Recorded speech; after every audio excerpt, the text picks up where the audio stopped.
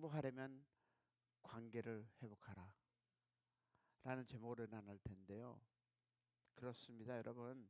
우리가 인생을 살아가면서 짧으면 짧은 인생을 살아가는데 이 행복하지 못한 것이 무엇일까요? 관계가 회복되지 못해서 아닐까요? 그래서 오늘 행복하려면 관계를 회복하라 라는 제목으로 오늘 나누겠습니다. 자, 로마서 12장 17절부터 21절 말씀 읽겠습니다. 다 같이 한 목소리로 시작. 아무에게도 악을 악으로 갚지 말고 스탑. 아무에게도입니다. 악을 악으로 갚지 말고 시작. 모든 사람 앞에서 선한 일을 도모하라. 할 수 있거든 너희로서는 모든 사람과 더불어 화목하라. 내 사랑하는 자들아, 너희가 친히 원수를 갚지 말고 하나님의 진노하심에 맡기라. 기록되었으되 원수 갚는 것이 내게 있으니 내가 갚으리라. 주께서 말씀하시니라. 사랑하는 자들아, 원수가 줄이거든 먹이고 목마르거든 마시게 하라. 그리게 함으로 내가 숯불을 그 머리에 쌓아 놓으리라.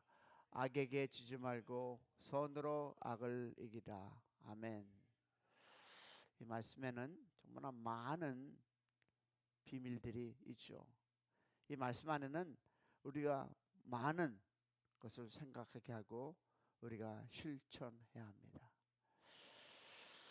그러면 여럿이 이야기하던 중에 한 사람이 발로 문을 콱 차고 나가면 우리는 그 사람의 행동을 통해서 아, 그가 화가 났구나 라는 사실을 알 수 있습니다.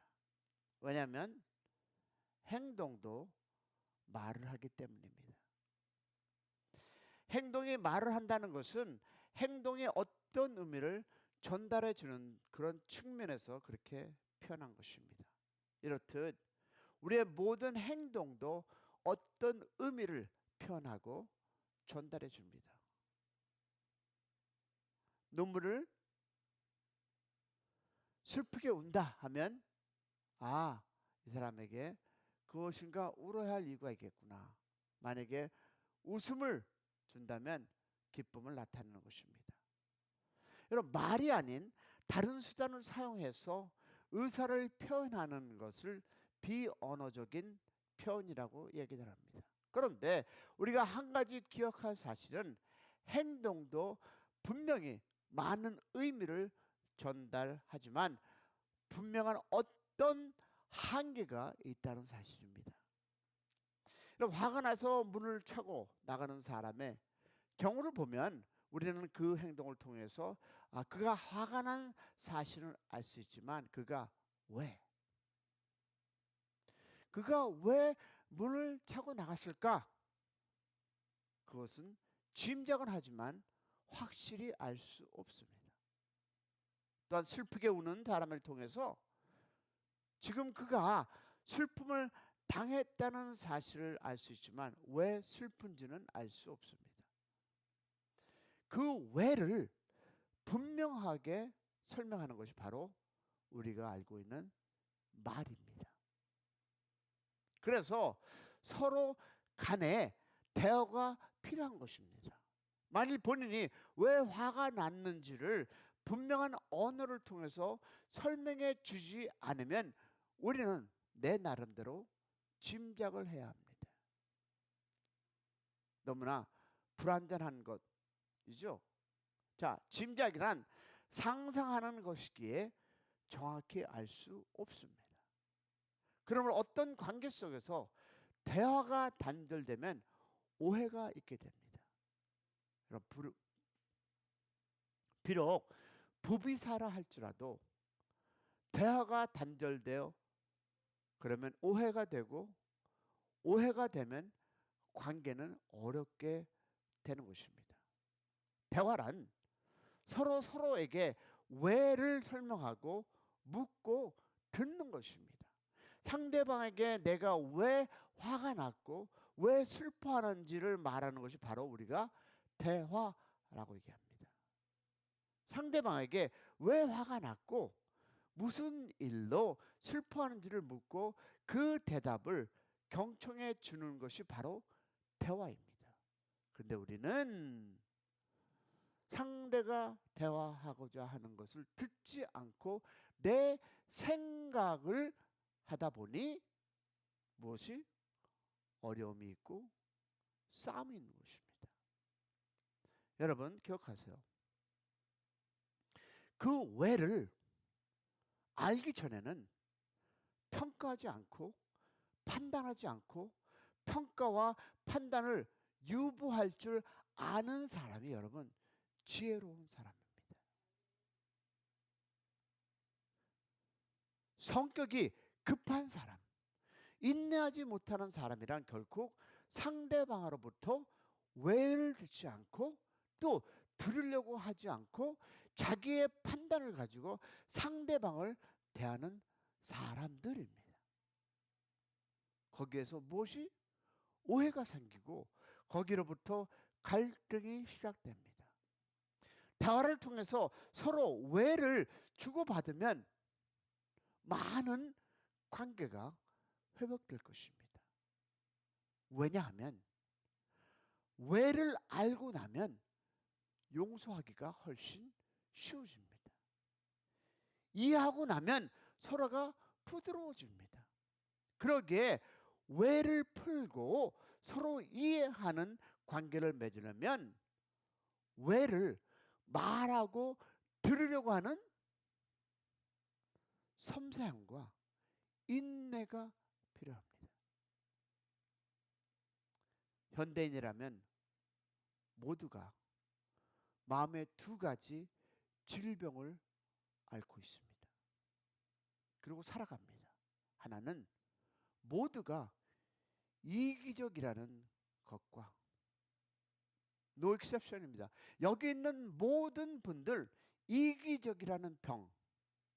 그리고 다른 하나는 모든 사람의 마음에 상처가 있다는 것입니다. 마음에 상처가 없는 사람은 없습니다. 다만 숨기고 있을 뿐입니다. 이 상처를 다른 말로 표현하면 여러분 이것이 바로 분노라는 단어입니다. 우리 모두에게는 이 분노를 가지고 살아가고 있습니다. 우리 마음속 깊은 곳에 있는 이 두 가지 병은 우리의 행복을 도둑질해 갑니다. 뿐만 아니라 이 병을 가지고 있는 결정적인 특징이 있습니다. 볼게요. 첫 번째, 관계에 부정적인 영향을 미칩니다. 여러분, 이기적인 사람이 모인 곳에 아름다운 공동체는 가질 수 없습니다. 거기에는 깨어진 관계만 존재할 뿐입니다. 마음에 상처가 있는 사람 역시 건강한 관계를 맺는 것은 어렵습니다. 그러기에 행복할 수 없습니다. 여러분, 행복이란 건강하고 아름다운 관계에서 오는 결과입니다. 아담과 하와가 건강하고 아름다운 관계를 맺었을 때는 행복했습니다. 그 모습이 우리가 창세기 2장에서 했습니다. 그러나 무엇으로? 죄로 인해 그들의 관계가 깨어졌을 때 창세기 2장의 행복은 사라졌습니다. 그 모습이 창세기 3장에서 나옵니다. 아담과 하와의 관계가 깨어졌을 때 아담과 하와는 서로를 원망했으며 책임을 너가 하나님이 주셔서 당신이 주셔서 원망합니다. 관계 속에서 이 원망이 있다면 결코 행복할 수 없습니다. 자, 그러면 두 번째 보겠습니다. 하나님께서는 주님은 이기적이며 상처 있는 사람을 사용할 수 없습니다. 기억하세요. 이기적인 그 상처가 있는 사람은 하나님은 사용하지 않습니다.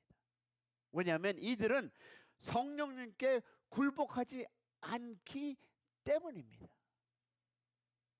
여러분, 이기적인 사람은 자기만 아는 사람입니다. 미미미, 내가. 이런 마음의 상처가 있는 사람은 사나운 사람입니다. 다른 사람을 용납하지 못하고 다른 사람을 용서하지 못하는 사람입니다. 이러한 사람은 항상 성령의 열매보다 육신의 열매를 맺게 되어 있습니다. 즉 성령께서 역사할 수 없는 사람. 그래서 마태복음 5장 23절 24절을 보니까 예물을 드리다가 형제에게 원망할 일이 생기거든 먼저 화목하고 드리라. 무슨 뜻일까요? 여러분이 갖고 있는 누구를 원망하는 거 있으면 교회에서 예배하기 전에 누구를 그 원망을 회복하라는 것입니다. 다 우리가 할 수 있는 것은 아니지만 그래도 그 마음의 회복의 마음을 가져라는 것이죠. 우리는 이 말씀에서 인간관계의 중요성을 다시 한번 확인하는데 또한 우리는 생각나거든 이라는 말을 주의해서 보시기 바랍니다. 우연히 그 생각이 떠오르는 것이 아니라는 점이에요. 우연이 아니에요. 자, 그러면 보겠습니다. 성령님께서 하시는 일이 무엇입니까? 여러분, 구원받은 사람에게 생각나게 하고 깨닫게 하고 가르치고 인도하는 일을 하는 것이 누구야? 성령님이시다. 할렐루야. 그렇다면 그런 생각이 났다는 것은 역시 누구의? 성령님의 역사입니다. 할렐루야. 그러기에 그 생각을 거절하는 사람은 성령님의 통치와 지배를 거절하는 것입니다. 성령님의 생각을 거절한다는 것은 성령의 인도를 거절하는 것이고 그 사람은 성령의 열매가 아닌 무엇이? 육체의 열매를 맺는 것입니다. 맞습니까? 아멘이십니까? 그러면 첫 번째 우리가 이 단어를 기억합니다. 전쟁과 평화. 그 영화의 제목 같죠? 근데 보세요. 사도 바울은 본문에서 할 수 있거든 모든 사람으로 더불어 행복하라고 말씀합니다. 할 수 있거든. 자, 평화의 반대를 전쟁이라면 우리는 모든 인간관계를 전쟁 아니면 평화라는 관계 중 하나의 관계를 맺고 살아가고 있는 것입니다. 만일 부부싸움을 하고 말하지 않는다면 그 부부는 뭡니까? 지금 전쟁 중입니다. 용서를 빌고 용서할 때 비로소 그 전쟁은 끝나는 것입니다. 또한 전쟁이 있는 한 평화는 없습니다. 여러분, 할 수 있거든 이라는 이 말은 어떤 대가를 지불하고도 혹은 최선을 다하라는 의미로 읽을 수 있습니다. 그렇다면 우리가 과연 건강한 관계를 위하여 대가를 지불합니까? 라는 질문을 던져보겠습니다. 깨어진 관계를 가지고 있는 한 우리는 행복할 수 없습니다. 그러기에 깨어진 관계를 가진 사람은 어디에? 얼굴에서 나타납니다. 평안과 평안은 없습니다. 항상 어둡고 그늘집니다. 우리는 모두는 한 번밖에 살 수 없는 인생을 살아갑니다. 결코 그렇게 살 수는 없는 건 아니겠습니까? 두 번째 볼게요.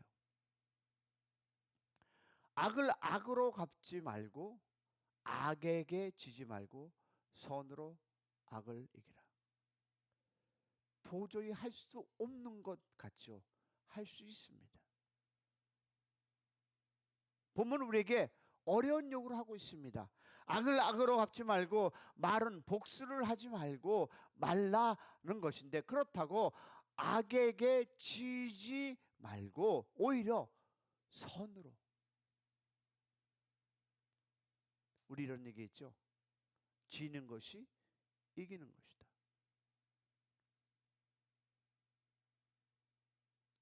내가 못나서 지는 것이 아니라 지는 것이 이기는 것이다. 다시 말해서 선으로 악을 이기라는 것입니다. 그렇다면 악을 이길 선이 우리에게 있습니까? 라는 질문을 던지셔야 합니다. answer는 없습니다.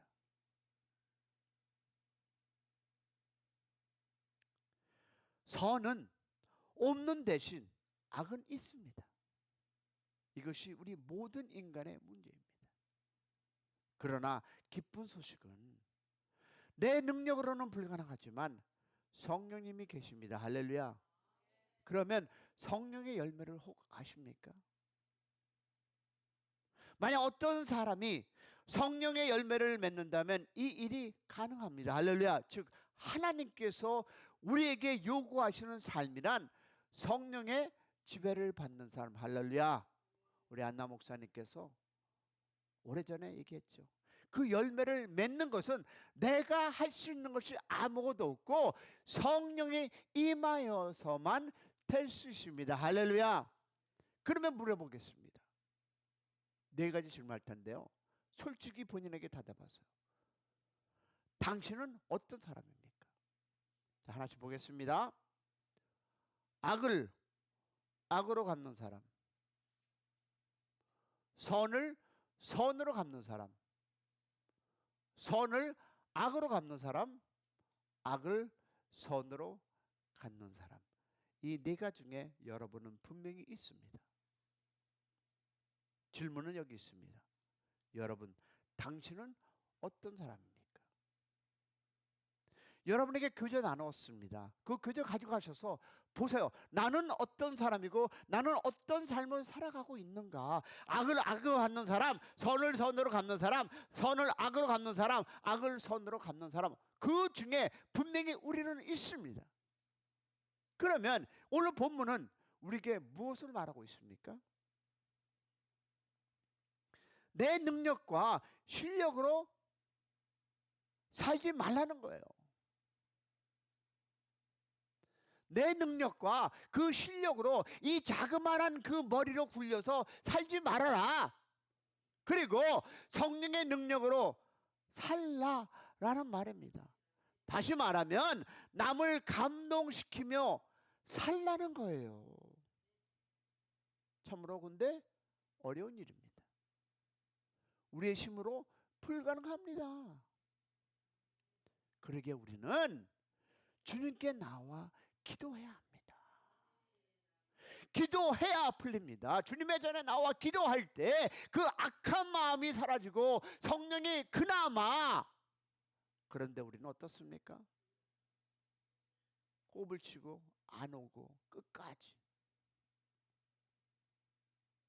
그러기에 우리는 주님께 나와 기도해야 합니다. 할렐루야. 자신의 무능력을 아뢰고 하나님의 능력을 간구해야 합니다. 주의를 한번 살펴보시기 바랍니다. 오늘 말씀을 들으면서 마음속에 어떤 생각이 떠오르며 그것은 당신의 생각이 아니라 성령님께서 생각나게 하신 것입니다. 사랑하는 여러분, 우리가 새벽 예배 나와서 다시 한번 우리 자신을 재정비하고 여러분이 갖고 있는 마음을 주님 앞에 내려놓고 그래서 성령님을 거절하지 않는 오늘 하루가 되기를 소망해 봅니다. 기도할 때 교회를 위해서 기도해 주시고요. 우리의 입술을 통해서 성령님께서 하시고자 하는 그 일을 감당하는 우리 모두가 되기를 소망합니다. 우리 주여 한번 부르고 나갑니다. 주여!